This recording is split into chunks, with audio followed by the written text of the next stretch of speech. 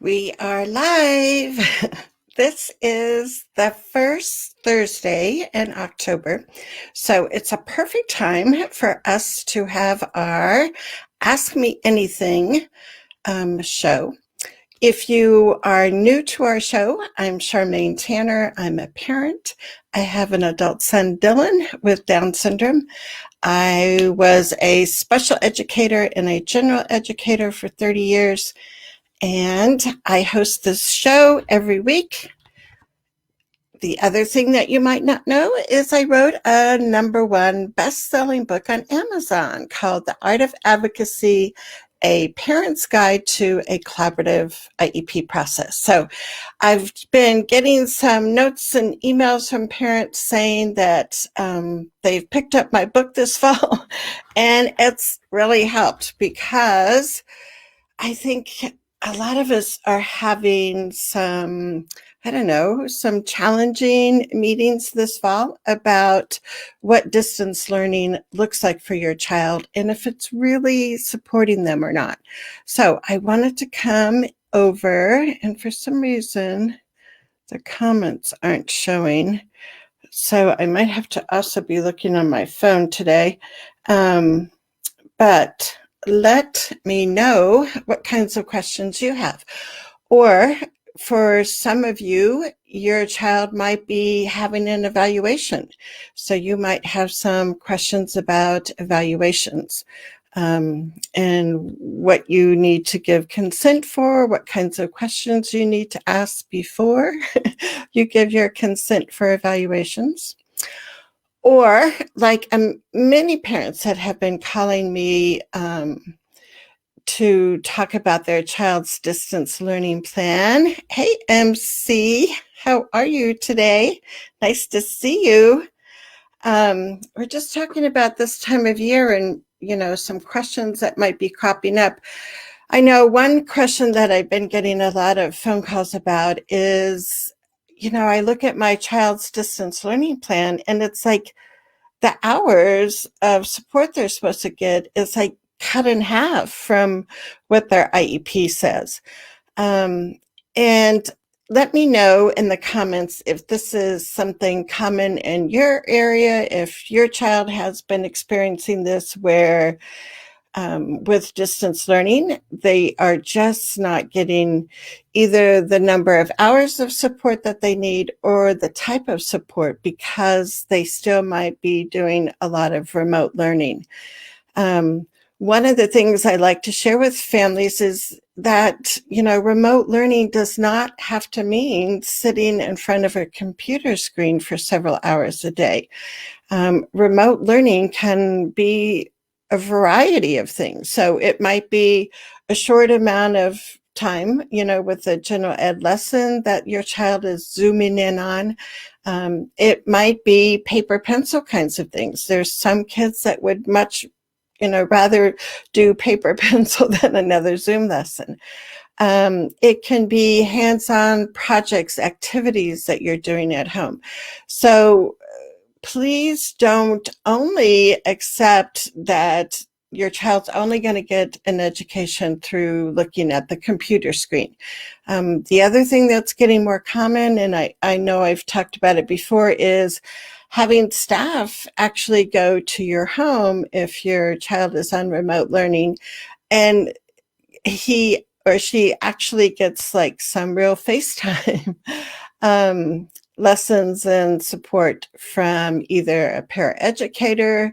I think it's rare that the special ed teacher is doing that, but sometimes speech therapists, physical therapists, OTs.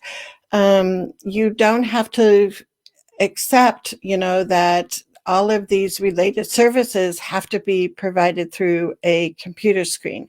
So make sure that you know that it is totally reasonable for you to, have some time with the IEP team and talk about what are some other options. Hey, Mindy.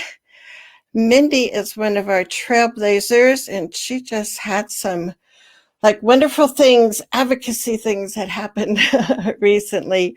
So a shout out to Mindy and her persistence as far as speaking up for her son. And it made like this huge difference. And that's what I think happens a lot of times with IEP meetings and now with distance learning meetings, is that parents think, if the district says, I'm sorry, we can only, give them 50% of their time during remote learning. So many parents are like, I don't know, I don't like it, but I guess that's what the district has decided. And that's something that they're probably offering to everybody, right, across the board. And that's when you have to go back and remember that that letter I is in the IEP, and that letter I should be in your distance learning plan. We want things to be individualized for your child. So, hey, Marcy, how are you doing? Let me put my glasses on, I can see better. Yes, and MC is congratulating Mindy for her big advocacy win. And Marcy's here. She says, how can we get pairs in the homes when the district says no? Yeah, so that's, I think, the issue of pairs and the issue of making sure distance learning is inclusive are kind of probably the most two frequently asked questions that really take sometimes creative thinking, out of the box kinds of thinking. So I always want to go back to, what is the goal? So my guess, and, Marcy, and let me know if this is incorrect, but my guess is the goal is for the student to have more, real human connection, and to have another person like a paraeducator be able to go over some lessons, reinforce some skills. So if that's our big goal for your child or your student, to have more human connection for, direct instruction kinds of stuff, then I think at an IEP team meeting, it's appropriate to say, do we agree, right? First, you want to get some agreement on the big goal. And so you could phrase it like, do we agree that for some students, and having that connection with an actual person there to give the instruction, can we agree that for some students that really is a best practice? And so hopefully everyone around the table will agree. And you're just kind of couching it as real big, right? For some students, this, kind of strategy works really well. So if we can agree that that works for some students, now let's look at, Anthony. And let's look at what happened last spring when we had distance learning. And hopefully the parent has been taking some notes or can go back and, remember some of the things and why that remote learning was not helpful last spring. So you bring in data of showing why what the district is proposing is probably what they proposed in the spring is still not going to be a good idea. So you want to have, some kind of factual kinds of information that you can share. And so you want to build things instead of just coming to the meeting and saying, my son has to have a para every day at our house. Because when you start off with almost a demand, it's going to make people feel defensive, right?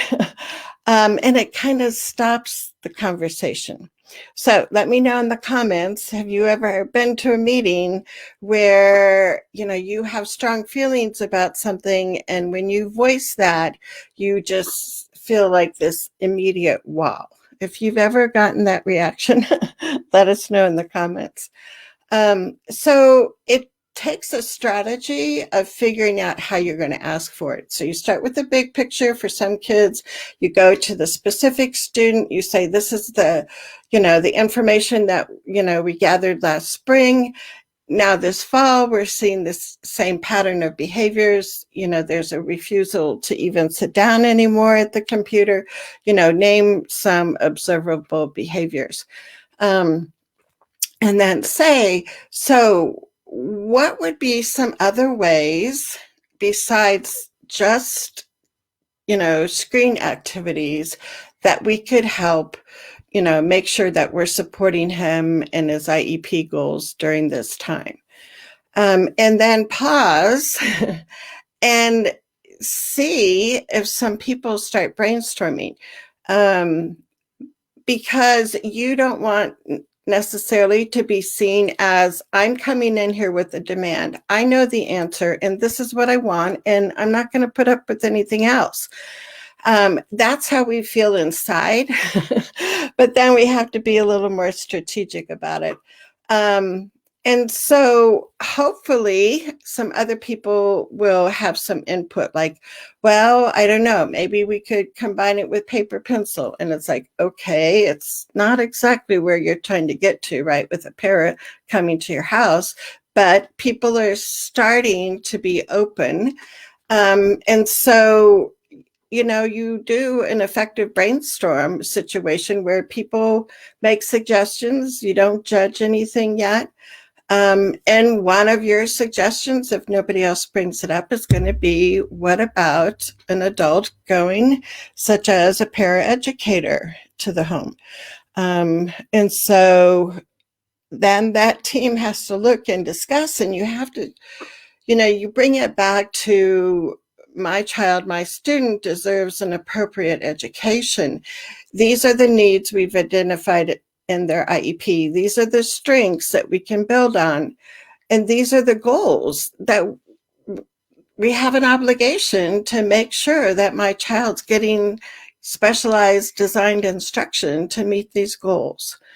And, so you see, I talk to parents and I say, sometimes you'll be successful at that IEP team level, and that's where you want to try to resolve things. But if you've been having those conversations and you're not getting anywhere, one of the things that you could look at is, how do I, take this up one notch? What else can I do? I don't want you to feel defeated that now I went to the meeting and they still don't want to send a parent to my house. I want you to think of, what can I do next? And so, oh, it's cool. Let's see. Oh, look at this, Mindy, from her when she was saying, my confidence skyrocketed for speaking up in the future. See, how cool is that? And Mindy said she shared the Julie Costin on-demand para training with my son's special ed teacher. She really liked it. And she said she'll talk to the principal about providing it for their next teacher workday. I think the more trainings para receives, the more empowered they'll feel to come up with outside the box ways. Yeah, I think that's an excellent point, Mindy. And there's another trailblazer in our group, Heidi, and she was just talking about para training. And the special ed teacher had come to her as a parent to say, do you know of any specific training that would be available for paras? And I told Heidi, that's like such a compliment when the district, the school, is seeking out your recommendations, your suggestions. And that takes a lot of trust in building relationships, right? But it can happen. I mean, there can be, real two-way conversations and not so adversarial. But as far as providing training to paras, I think that's really essential. And I think, Mindy, you're onto something too, as far as making sure that paras feel valued and honored, and that they're not just stuck with everything the teacher doesn't want to have to do. But they really see themselves as an important player in all of this, which they are. and to help them feel more confident, just like I think it helps parents to be more confident when you get some kind of training, when you really understand, what are effective practices. So that's so cool, Mindy, that you shared that training with them because, yeah, Julie Costin's para training, and afterwards I'll come back and put a link into it, a link for it in our comments, and you might want to share that with your staff. Hey, Christy, I haven't seen you in a while.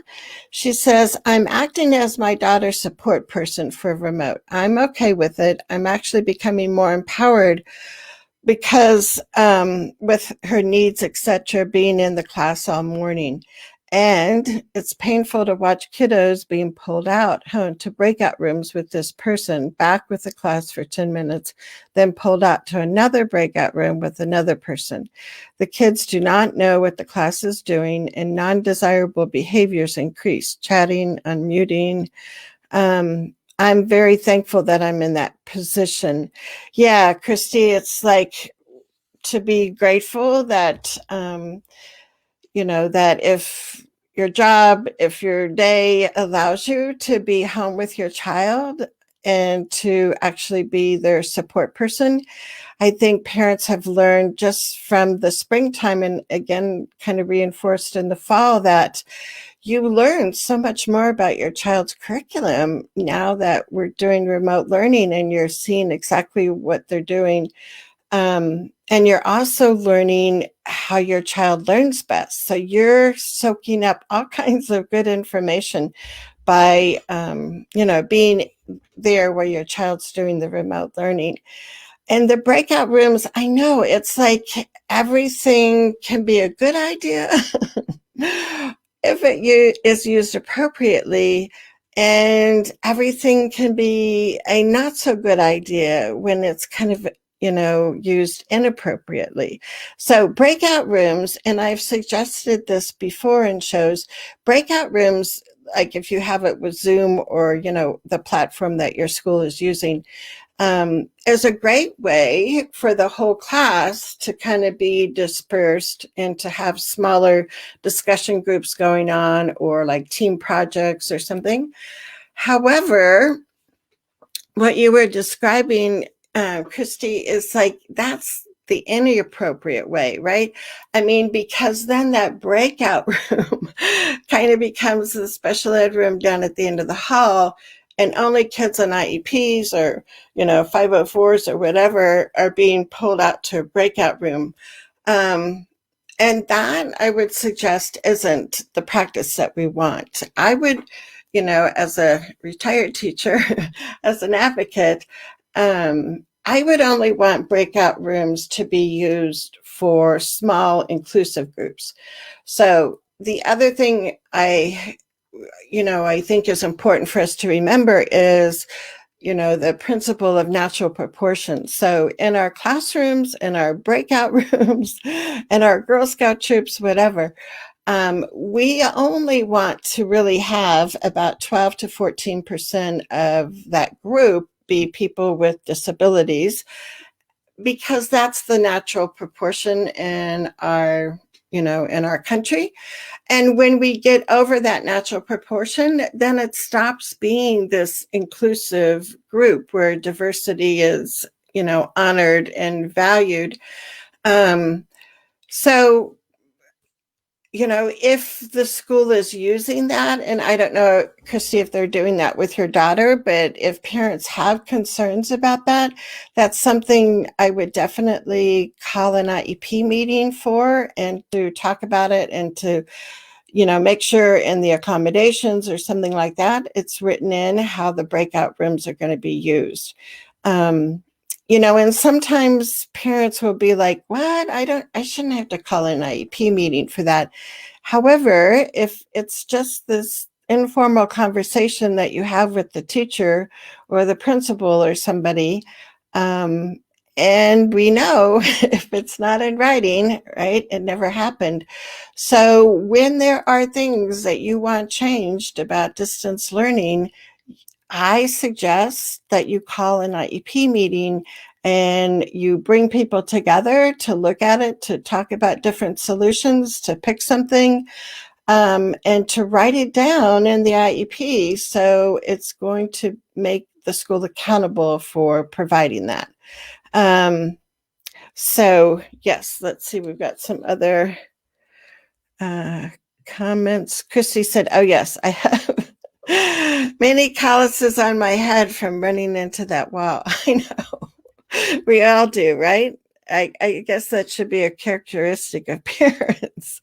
And Christy says, I bring my pro-con list and ask for theirs.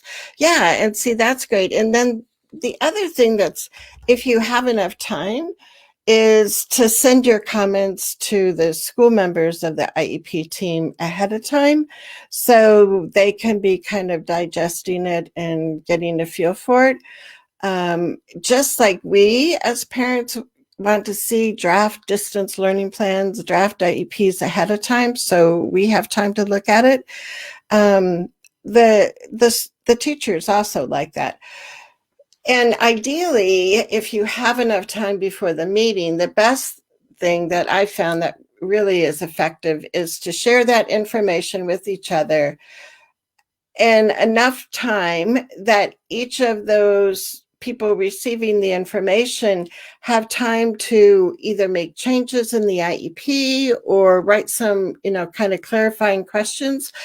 But a lot of times when parents share their input, like what they see as their child's strengths and needs, what goals they, have for their child, a lot of that information can be copied and pasted and inserted into that draft IEP. And the more that can happen ahead of time, that makes your actual meeting time more effective. So yeah, I love the idea of having your own kind of plus and minus, pro and con list of different ideas. And then to share that ahead of time and say, I would also love to see, your thoughts.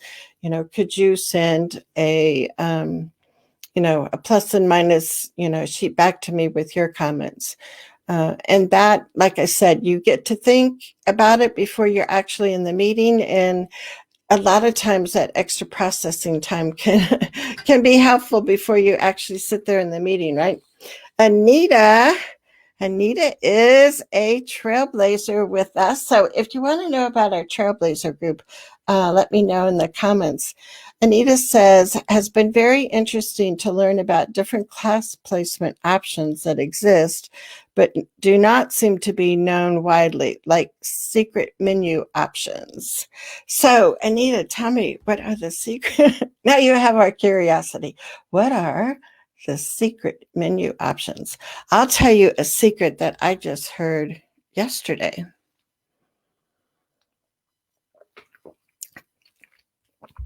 Yesterday, I attended a virtual distance learning plan meeting with a parent. And the parent had heard previously from friends that, even though students are on the hybrid model in the school district where kids go, in this district, it's really confusing. Kids go 1 week, 2 days to school. The next week they go 3 days and they alternate like that. But the parent had heard that, teachers' children were going 5 days a week. And that was something, because we know, right, it's really hard for teachers when they're teaching and then their young child's at home for remote learning.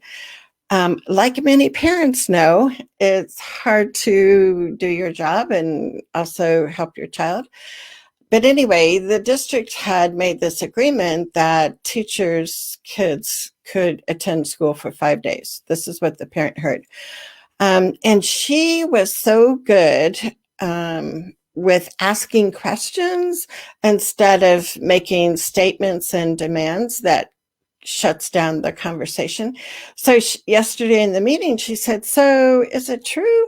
I've heard that teachers' kids can come 5 days a week. And the special ed supervisor that was in our meeting said, oh, well, that's a good question. She said, actually, it's teachers that have children from preschool through elementary, they're allowed to go to school 5 days a week.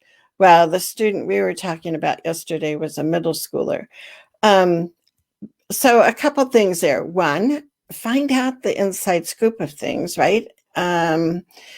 Because this little piece of information, the teacher's kids go 5 days a week, can be really important. But first, you have to verify it. Just because you heard it from another parent doesn't make it true. So instead of coming in and saying, I can't believe it, I just heard teacher's kids come 5 days a week, and no, nobody has mentioned that for my son. That's not going to get you very far. Instead, do what this other parent did yesterday. She was so good asking questions. I heard this. Is it true? You know? And so then we found out it was true, but only for the younger, children of teachers. But again, you've got that letter I for individualized distance learning plan. So you can, kind of have that conversation go further and say, well, what can we do in this case for my son? So those secret things are good. So Anita, did you tell us what the secret was? Christy says she wants to know about the Trailblazer group. Yes, it's a great membership group. So Anita and Mindy, if you're still here, they are members of the Trailblazer group, so they could maybe say what's been helpful, but I can also get back with you, Christy, and give you some more information. So Anita, let's get the scoop here. She said, specifically, I requested my daughter be placed in a different English class. Oh, yeah, I remember you were talking about this. She was in Foundations of English reading two-word sentences. They offered English 9 small group and an elective in a literacy lab to help with the reading comprehension. So see, that's what we want to have happening. Congratulations. See, Anita had this wonderful win. Because, I think in Anita's case with her daughter, it was they didn't have very high expectations for her and didn't really know her as a reader before they decided, before the school decided which English class she would be in. And for some parents, it's hard because it's like, I don't know, they're the professionals. If they think this is the class my daughter needs to be in, I don't know, I guess she needs to be there. But Anita took it a step further and said, I know my child. I listened to her read. She's a great reader. She does need help with reading comprehension.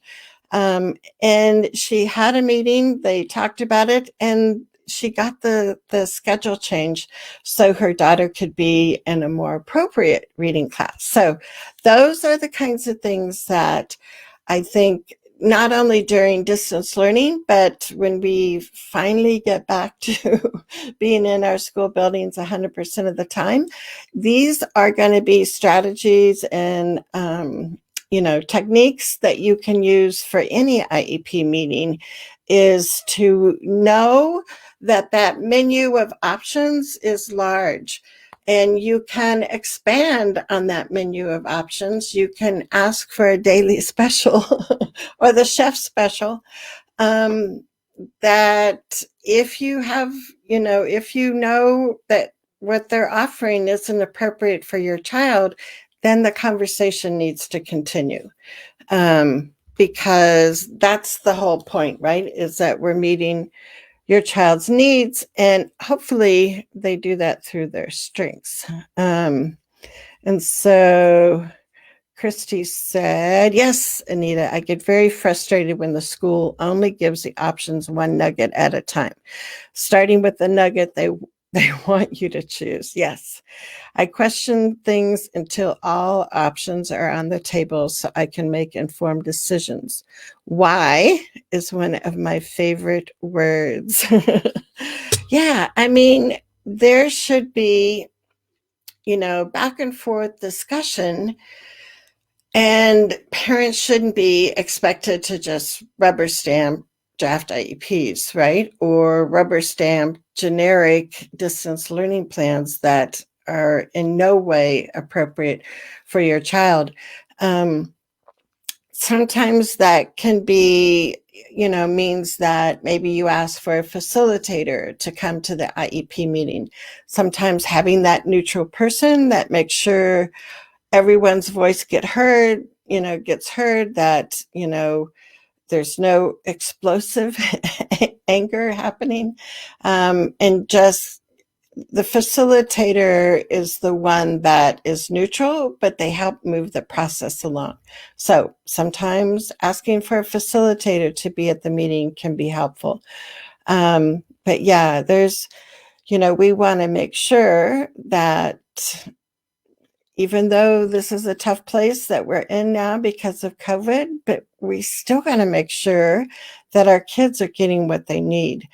And so your why question, Christy, as far as, I look at that, I said earlier, a lot of times I'm at meetings where the distance learning service time is like 50% of what they should be getting. And yesterday in this virtual meeting, the mom had asked, why was that? Why is all that service time cut away just because we're in distance learning? And so asking those questions can be very helpful. And I think it's in chapter 2 of my book, The Art of Advocacy, that has a whole chapter on clarifying questions, probing questions. And in my distance learning advocacy toolkit that I am still adding more to, also has a whole section on the art of asking questions. But yeah, that's I think one of the most effective advocacy tools is ask good questions. Chrissy says, pull out the course selection guide and ask about all the other choices and what supports would allow her to be successful. Yes, and that's where, I know, especially with middle school and high school students, sometimes with distance learning, they're getting the academic time, but we want to make sure that they're also connected with the electives. Because, even though distance learning is focused on, for your child that has an IEP, their IEP goals, but really those goals are there to help your child access general ed curriculum. So the other part about distance learning plans is we want to make sure that they're helping your child access that general ed curriculum, especially now with how it's being done, right? If your child's going on alternating days, if it's partly remote, from home. So all of those things you need to look at and see, which is going to be most appropriate for your child. So Anita says, next step. So she's got a goal here. She's got a plan. Next step. Individual math placement is a non-credit class, and there are multiple levels of individual math, and I'm hoping to get my student placed in the level that would prepare her for algebra readiness. Yeah, so knowing, like Chrissy said, pulling out that course guide, or a lot of times you can go on the school's website and they'll have the course guide published on the website, so you can look through. And yeah, it's interesting when you see all of the options versus, I think what happens a lot of time with secondary students and their parents is, the school members have already kind of decided what courses your child will be taking, versus really explaining, well, there's also this business math that maybe your child would be, more interested in.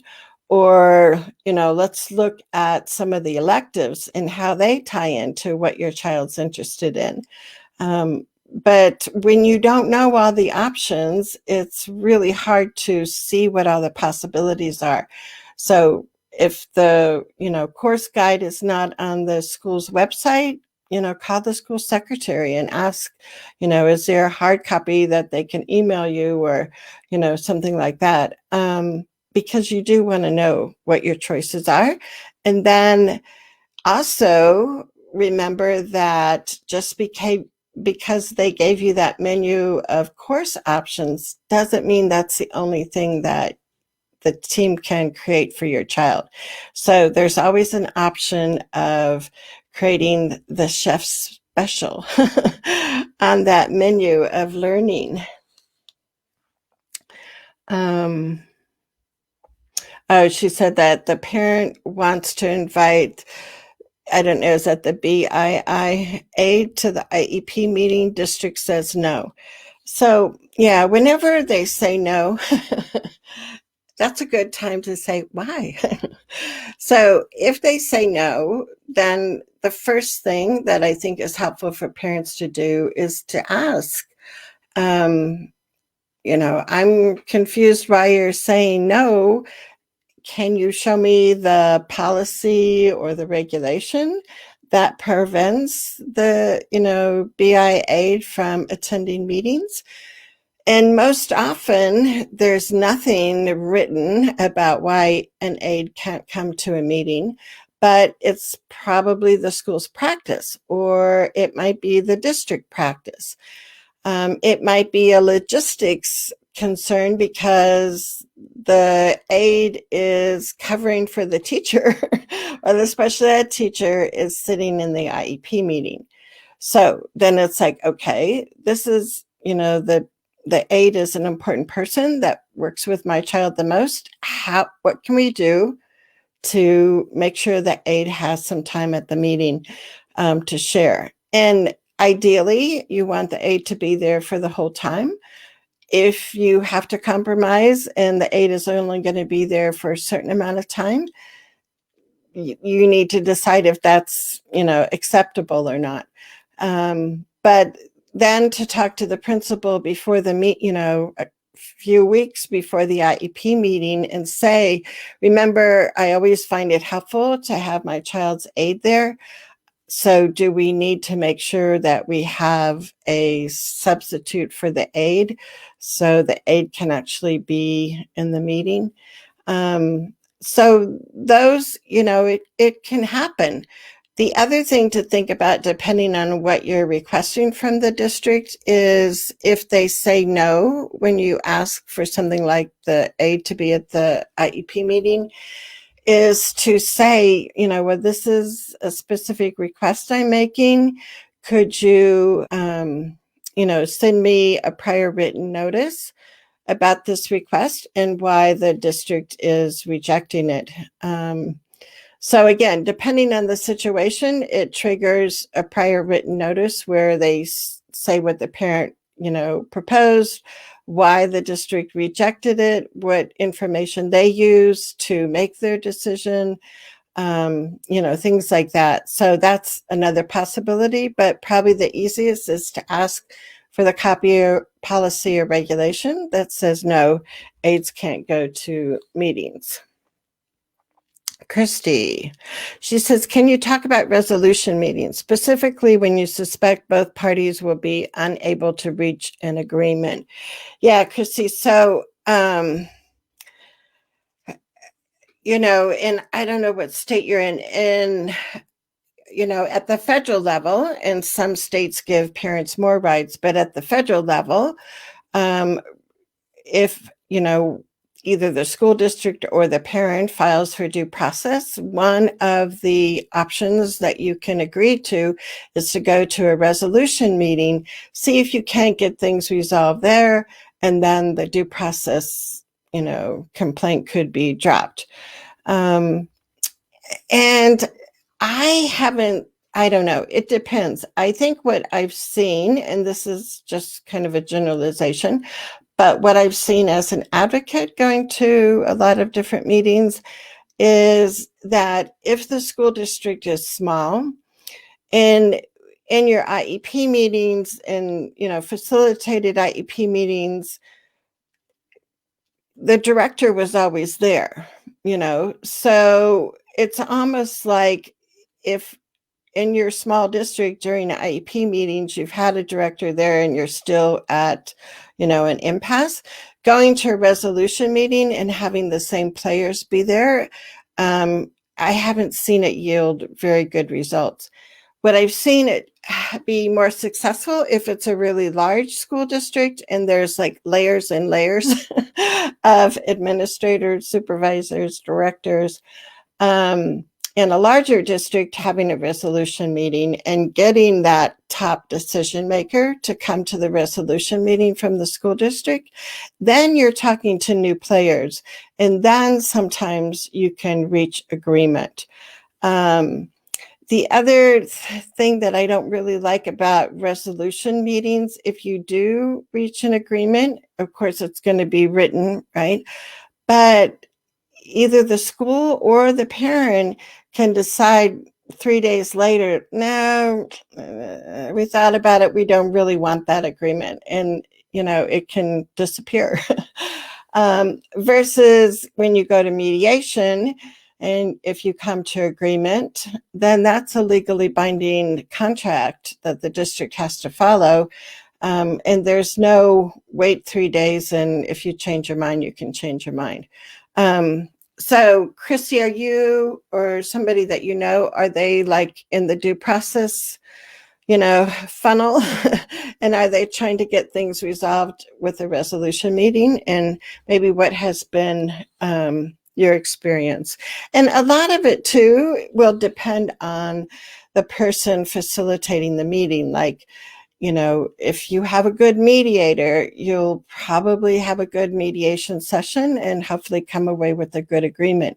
If you have a mediator that doesn't have very good skills in bringing people together, then chances are you're not going to walk away with a good agreement. So there's so many like variables, but yeah, what I've seen with resolution meetings, small districts doesn't seem to make that much difference or help. Large districts, sometimes it can. So thanks for asking that. Oh, so Anita, see, here's another secret tip. She says the course selection guide does not list differentiated individual math or foundations of English.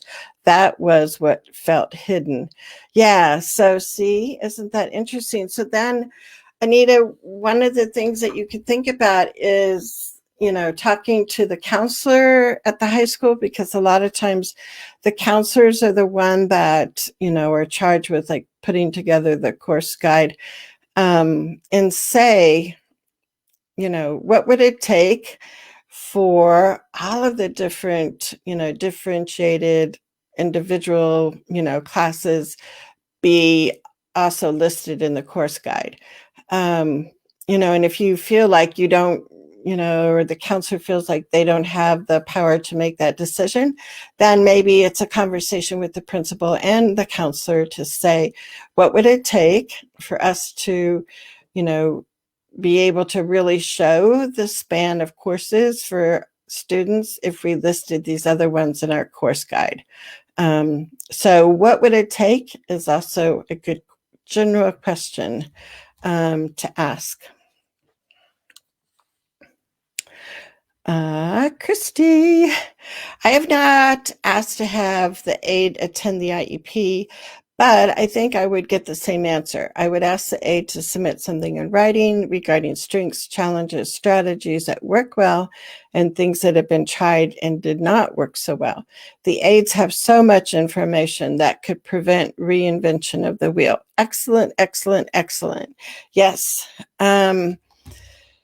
Yeah, because I think what happens is, if they say, no, you can't have the aide there, and we're not going to pay for a sub for the aide, is to not to stop there, but like, what's an alternative way that we can have the aide's voice in the meeting?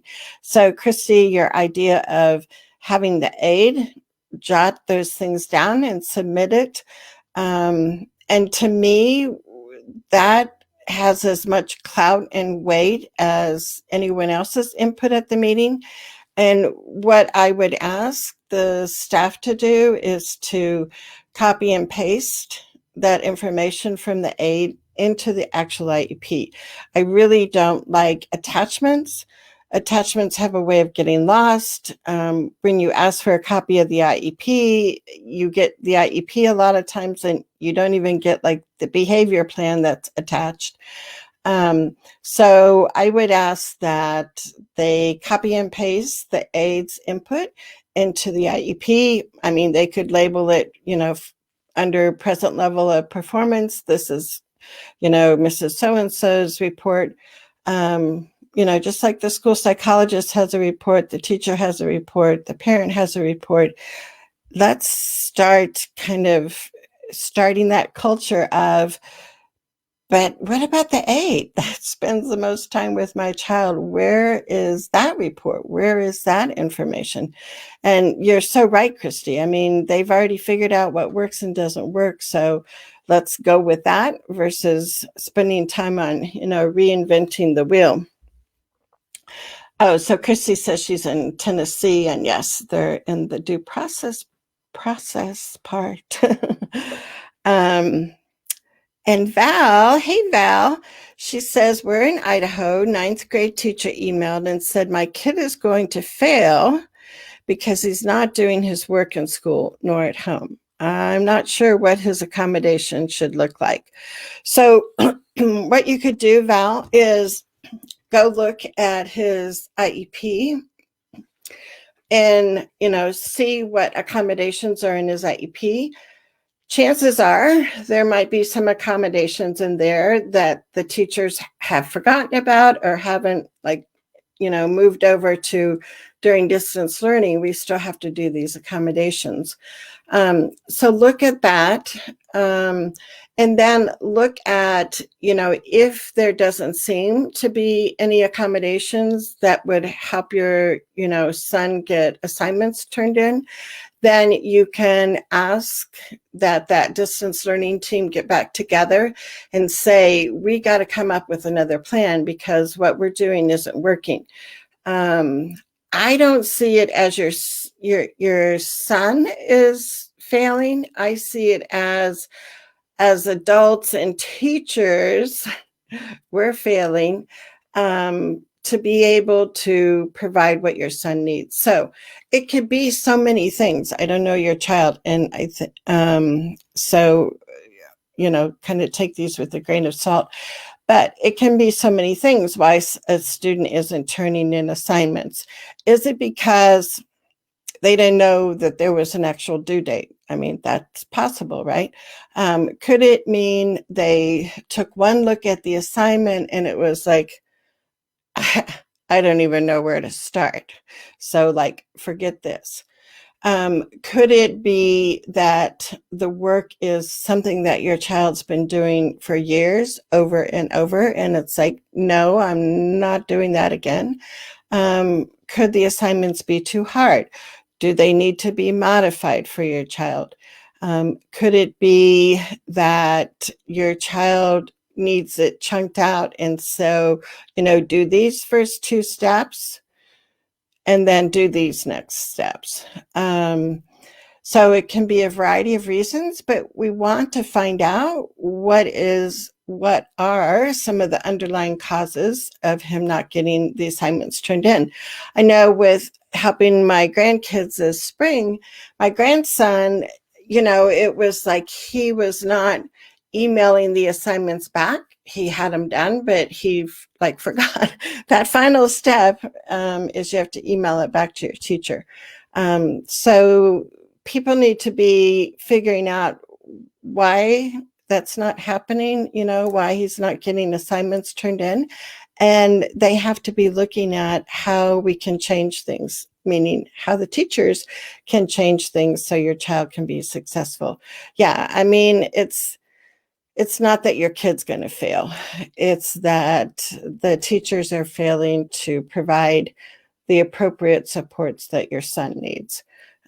So there needs to be conversation about that. And Marcy says 9th grade student may be able to explain why he's not turning in assignments. Ask the student. Yes. Yeah. It's like that's kind of the number one go-to, right? Is especially as our kids get older, say, I mean, you could do like Ross Greene's techniques of, saying, hey, I heard from your teacher that,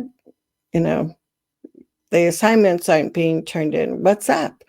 And so you leave it as that open-ended question, and it's not like, an angry judgment, like, I can't believe I got another email saying you still aren't turning in your homework.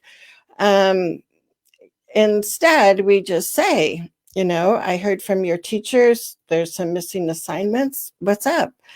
And you leave that open for your child. And, depending on your relationship with your child and the time of day you ask them or whatever, but you want to, that's your number one source to find out what the underlying cause is, instead of us as adults trying to think of things. Ask your child. So thank you, Marcy. Yes, yes, yes. Totally, totally, totally. And Val gave us a thumbs up. So let me know if you have other questions. Let me get a sip of water here. And if you think of questions later, you can come back and post them, and I can answer them by typing an answer.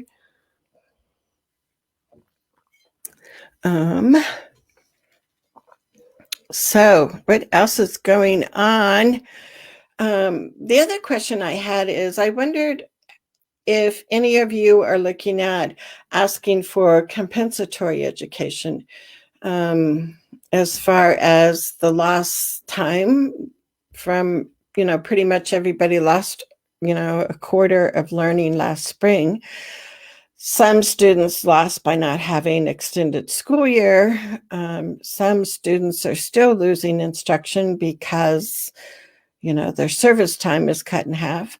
So I wonder if any of you have been thinking about compensatory ed. That's an option. And again, I think that's not, clearly offered from the school. And it's something that you pretty much need to initiate, even though the Federal Department of Education reminded schools this spring that compensatory services was a topic that they need to be bringing up at IEP meetings. However, the ones that I've been going to this fall, I don't hear schools initiating that conversation. It's always had to be parent initiated. So, but thank you for being here with us.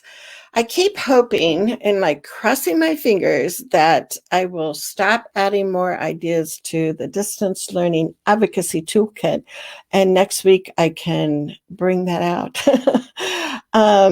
So we shall see. But the other thing, and I forgot I was going to show a slide, but the other thing is next week on Wednesday, I'm going to be on a live broadcast with the Northwest Down Syndrome Association, and we're going to be talking about building in inclusion and distance learning by looking at the goals that we have and also the accommodations. So next Wednesday, that'll be a Zoom meeting that I'm doing.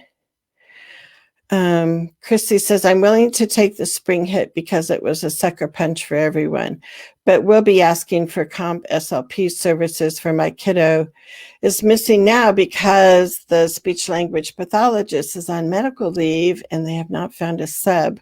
I know. And that's what I heard from a lot of families is, giving the school grace, because in the springtime, it was kind of this mass closure right away, and people didn't have any prep time for it. But now that school is back in session in the fall, we have to raise the bar. Our kids have to be getting the education that they need. And that period of grace is gone. I mean, we still want to be nice to people, but we still have to be advocating for getting appropriate remote learning for our kiddos. And Marcy says, Oh, yeah. Oh, look at you. You were so good. She said you could make your toolkits in volumes 1 and 2. Oh, that is a good idea. I know, because it's like, just stop, Charmaine. Stop, stop, stop. So I love that idea. And I had thought, as things evolve, I'm going to probably have to be updating that. So thank you. That's a good idea, Marcy. I know. I need to just say, we're done. And this brings us to the close of our Ask Me Anything day for October. We do this the first Thursday of each month. And then the other Thursdays, we have informal, informational presentations. And a lot of times we'll have guests that will also join us. So thank you so much for being here with us today. I am Charmaine Tanner. I'm an advocate now full-time and also host of our weekly The Art of Advocacy show. So I appreciate you and what you do for your child and always being there to speak up and speak out. So let's keep on keeping on, and we will make new differences, and we will make some positive changes too, right?